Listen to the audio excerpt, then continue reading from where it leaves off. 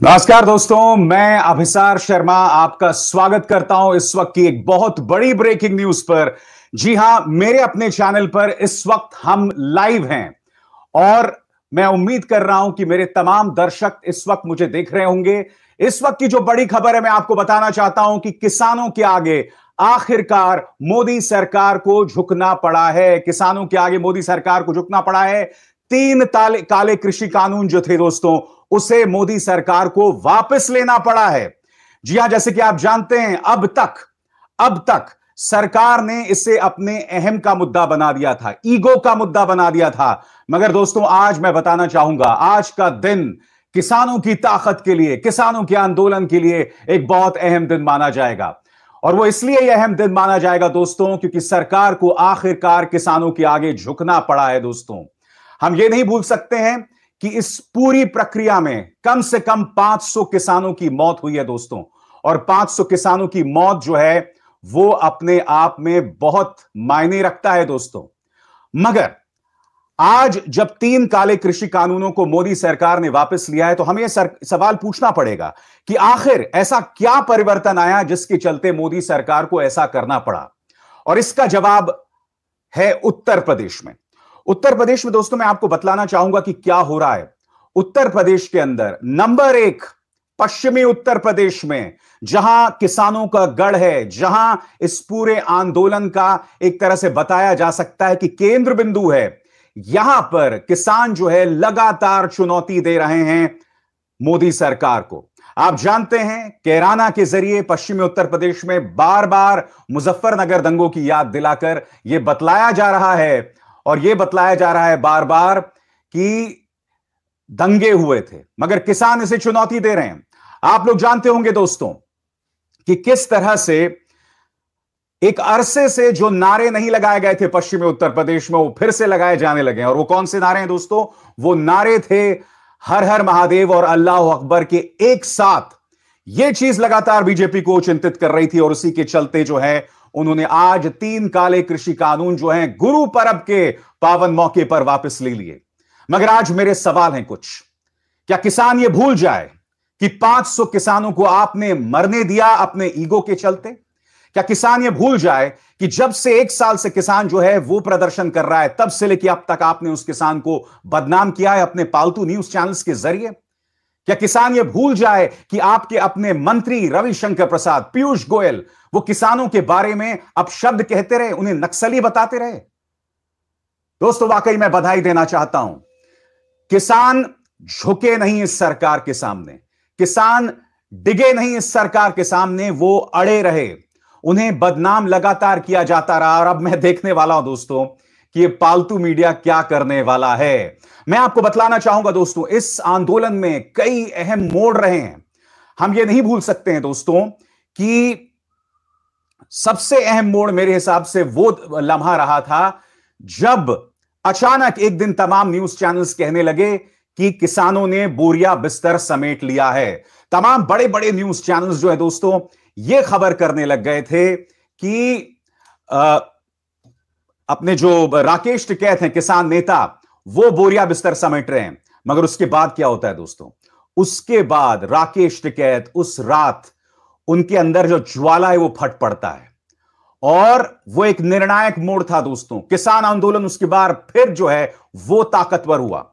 हमें नहीं भूलना चाहिए दोस्तों कि 26 जनवरी को जब किसानों का एक गुट लाल किला चला गया था, उस पूरी घटनाक्रम को लेकर किसानों को किस कदर बदनाम किया गया था। क्या आप भूल गए इस बात को कि किसानों को किस तरह से टारगेट किया गया था? दीप संधू नाम का एक व्यक्ति पहुंच जाता है दोस्तों, और वहां पर जो है झंडा फहराया जाता है जो कि सिखों के लिए श्रद्धेय है।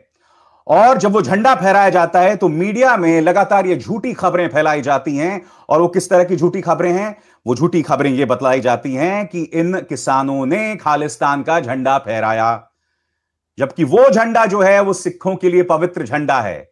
वो चीन के साथ जो सीमा है दोस्तों, वहां पर भी वो झंडा लगा हुआ है।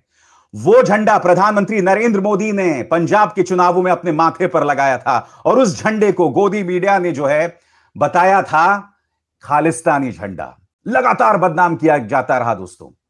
और उस वक्त से लेके अब तक सरकार को यू टर्न लेना पड़ा है दोस्तों। हम इस बात को नहीं भूल सकते, हम इस बात को कतई नहीं भूल सकते हैं।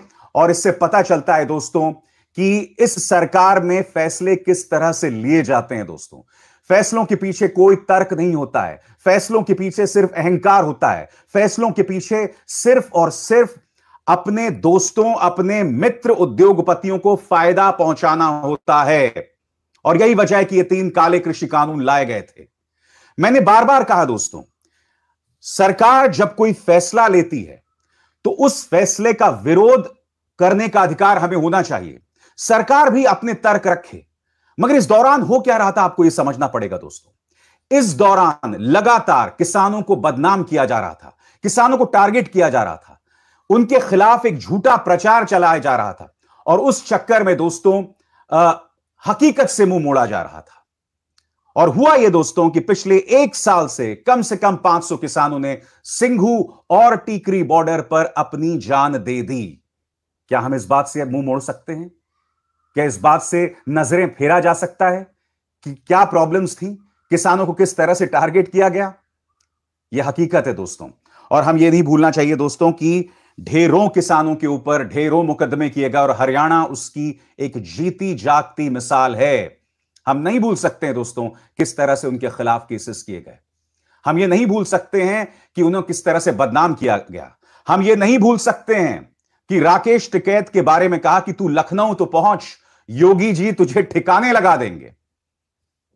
आपके सामने प्रमाण है। आज पश्चिमी उत्तर प्रदेश में भारतीय जनता पार्टी जो है वो त्राहिमाम कर रही है, क्योंकि किसान उसे लगातार चुनौती दे रहा है। उसे लग रहा था कि पश्चिमी उत्तर प्रदेश एक चुनौती, अब पूर्वांचल में जिस तरह से प्रतिक्रिया अखिलेश यादव को मिली है दोस्तों, उसके बाद अब बीजेपी को समझ नहीं आ रहा है कि वो क्या करें। स्पष्ट है, 3 कृषि कानूनों को वापस लेने का सिर्फ एक वजह है। और वो वजह है क्या है, मैं आपको बताना चाहता हूं। वो वजह है कि इन्हें उत्तर प्रदेश में दोस्तों किस तरह की चुनौती मिल रही है। उत्तर प्रदेश में जैसे जैसे दिन गुजरता जा रहा है वैसे वैसे भारतीय जनता पार्टी की मुश्किलें बढ़ रही हैं।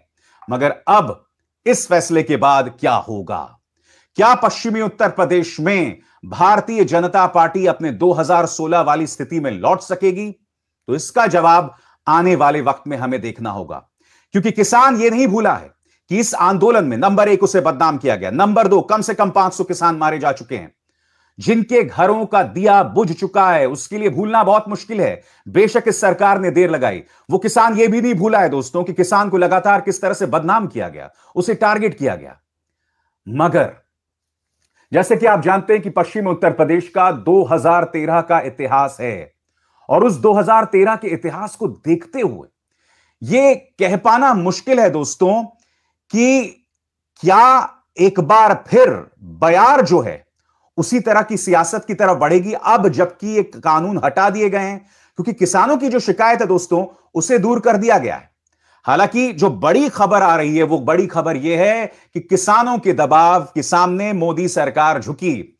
अब मैं ये देखना चाहता हूं दोस्तों कि गोदी मीडिया इसे किस तरह का स्पिन देता है, सरकार के वो तमाम मंत्री इसके बारे में क्या कहते हैं। क्योंकि देखिए, ये लोग लगातार इन 3 कानूनों की बढ़ाई करने में, इसे महान बताने में इन्होंने कोई कसर नहीं छोड़ी थी। मगर अब इन्हें झुकना पड़ा है, अब इन्हें घुटने टेकना पड़ा है। खबर यह है, इसके अलावा कुछ नहीं दोस्तों। खबर यह है, प्रधानमंत्री नरेंद्र मोदी ने आज राष्ट्र के नाम अपने संबोधन में कहा कि देखिए 10 करोड़ जो हैं वो छोटे किसान हैं, और ये 3 कानून लाए गए थे उन्हीं 10 करोड़ किसानों के फायदे के लिए। मगर हम इसका फायदा जो है जनता तक नहीं पहुंचा पाए, इसलिए मैं देश की जनता से माफी मांगता हूं और 3 कृषि कानूनों को वापस लेता हूं, यह प्रधानमंत्री ने कहा था। इसमें कितने विरोधाभास है मैं आपको बताता हूं।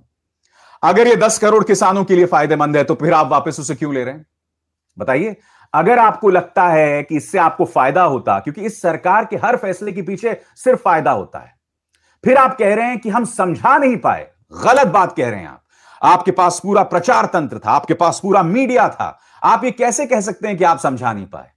आपने लगातार एक प्रोपेगेंडा के जरिए इस कृषि कानून को न सिर्फ आगे बढ़ाया, बल्कि समानांतर तौर पर आप किसानों को बदनाम कर रहे थे। क्या इन चीजों को हम नजरअंदाज कर सकते हैं? मोदी सरकार ने जो किसानों के साथ किया, क्या उसे नजरअंदाज किया जा सकता है दोस्तों? हकीकत यह है दोस्तों कि इन 3 कृषि कानूनों का मकसद सिर्फ और सिर्फ अपने कुछ दोस्तों को फायदा पहुंचाना था। अब यह बात साबित होती जा रही है, क्योंकि मोदी सरकार को यह आभास हो गया है कि अगर ये 3 कृषि कानून रहे तो उत्तर प्रदेश में उनका सूपड़ा साफ हो जाने वाला है। अब उसके लिए उम्मीद की एक किरण दिखाई देगी। यकीनन यह एक ऐसा घटनाक्रम है जो उत्तर प्रदेश की दिशा मोड़ सकता है, मगर किसान यह नहीं भूलने वाला है कि उसने अपने 500 लोगों को गवाया इस आंदोलन में। वो ये नहीं भूल सकता है कि बार बार उसका अपमान किया गया। दोस्तों, इस बड़ी खबर पर मैं लगातार आप तक खबरें लाता रहूंगा। अपने इस मंच पर और मेरे बाकी मंचों पर भी जुड़े रहिएगा मेरे साथ। अभिसार शर्मा को दीजिए इजाजत। नमस्कार।